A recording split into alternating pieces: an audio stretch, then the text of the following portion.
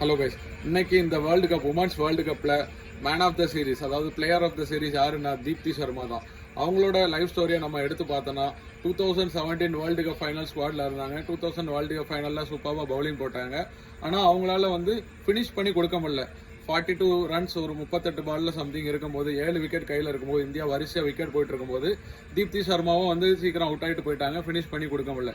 இன்னைக்கான world cup ஃபைனலில் wicket போகும்போது ஃபைனலில் ஃபினிஷராக ஒரு நல்ல ஒரு 50 அடிச்சு அதுக்கப்புறம் பவுலிங்லேயே டீசெண்டாக போட்டு, டீசென்ட் இல்லை சூப்பராக பவுலிங் போட்டு 5 விக்கெட் எடுத்து இன்னைக்கு பேட்லேயே நல்ல ஒரு கான்ட்ரிபியூஷன், பால்லேயே நல்ல ஒரு கான்ட்ரிபியூஷன். இந்த சீரீஸில் ஃபுல்லாகவே அவங்க நல்ல விக்கெட் எடுத்துகிட்டே இருந்தாங்க. ஸ்பின் ஷோக்னா என்ன, அவங்க டெப்த் ஓவர்லேயும் போட்டாங்க, மிடில் ஓவர்லேயும் போட்டாங்க, சூப்பராக பவுலிங் போட்டு விக்கெட் எடுத்தாங்க. Perfect candidate player of the series. எப்படி 2017 நான்லாம் லைவாக பார்த்துட்டு இருக்கும்போது எனக்கு ரொம்ப கஷ்டமாக இருந்துச்சு இந்தியா தோக்கும் போது. இந்த நாள் வராதான்னு வெயிட் பண்ணிருந்தோம்.